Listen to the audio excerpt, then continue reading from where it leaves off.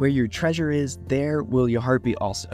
God has given us unlimited treasures in His Word. Every time we open it, we can discover a new treasure or admire an old one. What will we find today? Here's Carla Early with Treasure Hunt in the Word.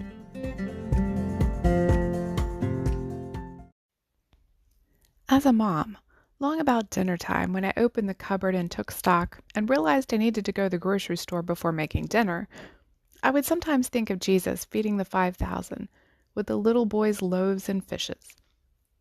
So needless to say, we had tuna fish sandwiches quite frequently. This was the only one of Jesus' miracles that was recorded in all 4 Gospels. So when we read the account in one Gospel, we can read it from different perspectives in the other Gospels to get a fuller picture and to make it a little more 3D, shall we say. When I studied this recently in the book of John, I found quite a few gems in the story that I hadn't seen before, so I wanted to share them.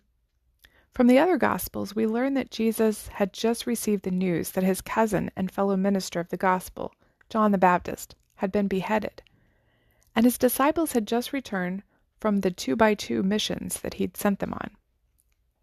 Now they were eager to discuss all that had happened. Wanting to be alone with them, they crossed the Sea of Galilee for a more secluded place. John points out that it was nearing Passover, so Jesus probably considered it prudent not to go, considering the last time he'd been to Jerusalem for a feast, the Jewish leaders had decided to find a way to kill him. But by this point, word had gotten out about the man who might be the Messiah, who did all sorts of miracles and told lots of good stories. John 6:2 says, "A great multitude followed him, because they saw his signs which he performed on those who were diseased." They followed him mostly for the entertainment value, much like famous singers of our day. Mark 6:34 tells us Jesus didn't see the crowd as invading their privacy and wanting to get rid of them, as I probably would have done. He didn't consider them a distraction or an interruption of his work. He was moved with compassion toward them because they were like sheep not having a shepherd. So he began to teach them many things. He taught the rest of the day, satisfying their spiritual hunger. When it got late, his disciples encouraged Jesus to send the crowd away so they could buy food. In John 6, it says Jesus specifically asked Philip, "Where shall we buy bread that these may eat?" Then John throws this little aside in, "But this he said to test him, for he himself knew what he would do." He wasn't asking for Philip's advice.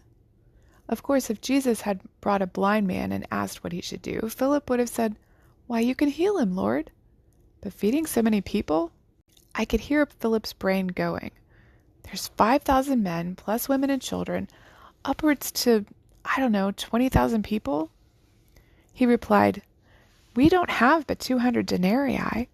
That wouldn't be near enough to give each person a bite." If he thought farther, he might have also realized that part of the country, sparsely settled with only a few towns, there probably wasn't enough bread that they even had to feed that many people.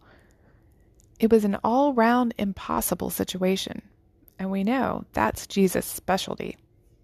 Now we might criticize Philip and the other disciples for having their thinking so stuck in the physical realm, but then don't we most of the time too? We think logically and realistically. That's what the world has taught us to do. When we have a problem, we immediately try to think of ways we can solve it, don't we? What should we do instead? Well, first, let's think of some responses that Philip could have come up with.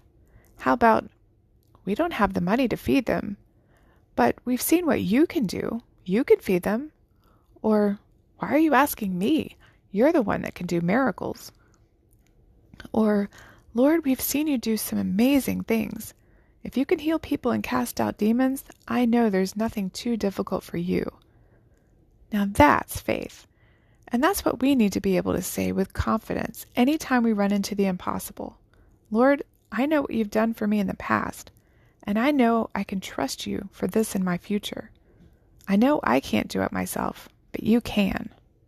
You can contact us at treasurehuntintheword@gmail.com. We'd love to hear the treasures God has given you through His Word. You can listen to other episodes on our website, which you can find in the description below. Thank you for listening, and remember, where your treasure is, there will your heart be also.